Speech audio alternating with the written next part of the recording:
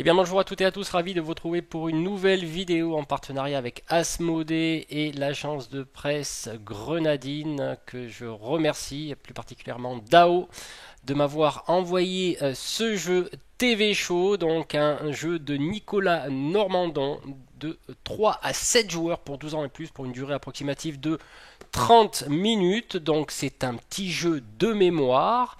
Si vous aimez les séries télé, eh ben pourquoi ne pas incarner un scénariste pour créer la vôtre.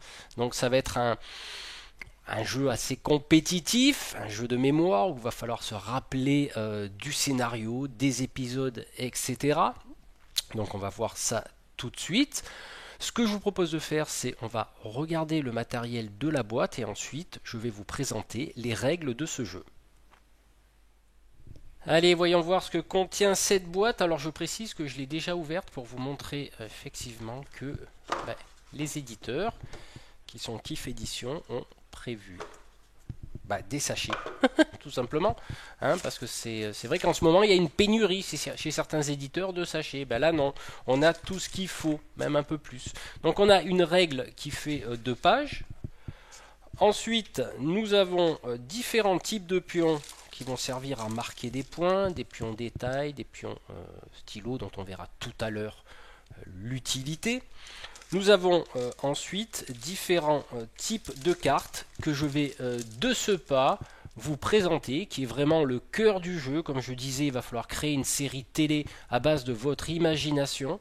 Donc du coup, ça va faire appel à la mémoire et le scénariste qui se sera rappelé du plus de détails sur les épisodes sera élu meilleur scénariste, donc il va recevoir les Oscars de TV Show. Écoutez, ce qu'on va jeter un petit coup d'œil, c'est la présentation au niveau des cartes. Alors comme je le disais, voici le cœur du jeu qui sont les cartes, et à partir de ces cartes on va créer des scénarios. Il y aura de limite que votre imagination finalement. Donc de gauche à droite, nous avons ici 10 cartes thèmes. Donc là, j'ai tiré un thème science-fiction. Nous avons ensuite 30 cartes lieux. J'ai tiré un hôtel. 30 cartes événements. Là, il y a un enterrement. Et 30 cartes personnages. Et là, nous avons tiré un vieux monsieur asiatique. Donc à partir de la mise en place qu'on va voir ensemble et de votre imagination, des détails que vous allez donner sur les scènes, donc c'est un petit peu, on va dire, comme un jeu de rôle. Donc vous allez décrire les événements de la série qui va se dérouler en 5 épisodes, et en fonction de l'avancement des épisodes, il faudra se rappeler de ce qui s'est passé. Donc voilà, d'où le fait que ça soit un jeu de mémoire. Écoutez, ce que je vous propose, c'est un petit exemple de comment on joue. Donc voici la mise en place. Donc on va prendre les cartes personnages, lieu, événement. On va tirer 2 cartes personnages, un lieu, un événement, et on va tirer au hasard, bien sûr. 2 cartes thèmes. Donc là c'est l'horreur et la science-fiction par exemple.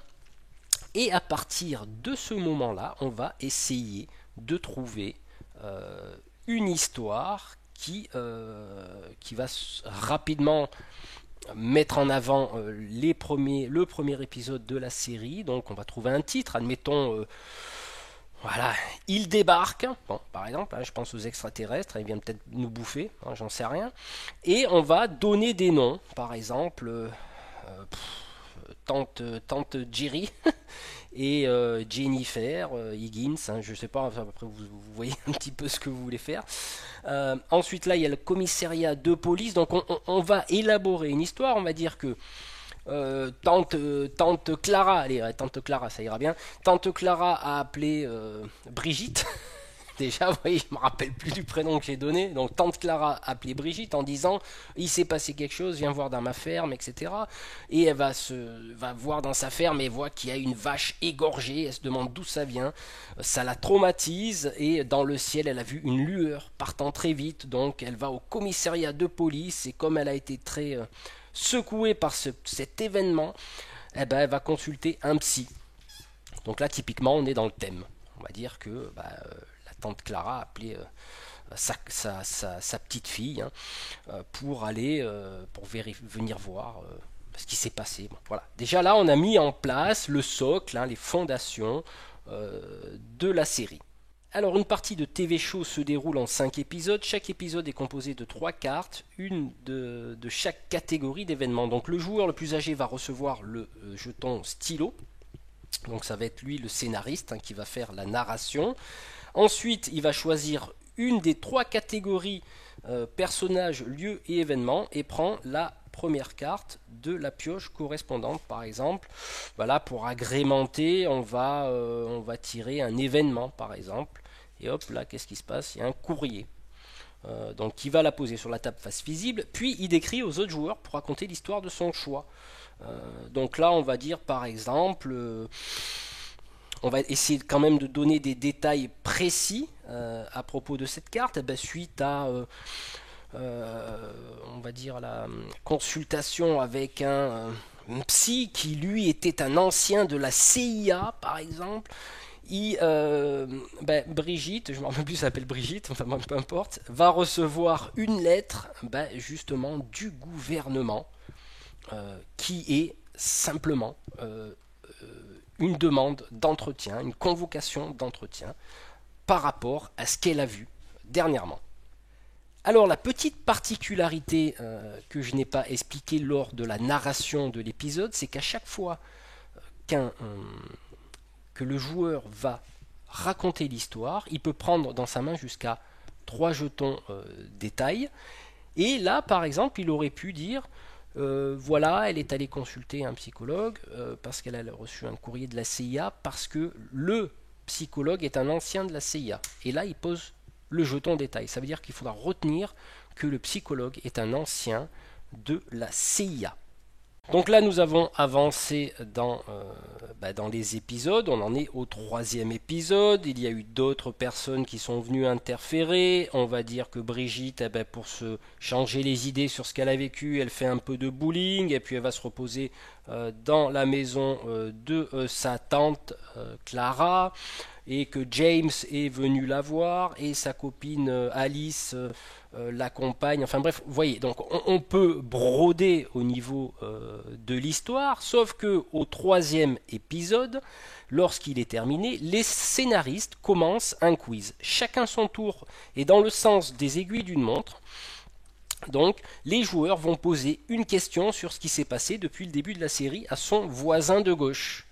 Donc, qu'est-ce qui va se passer? Il va lui poser des questions et c'est là qu'on va pouvoir gagner des points.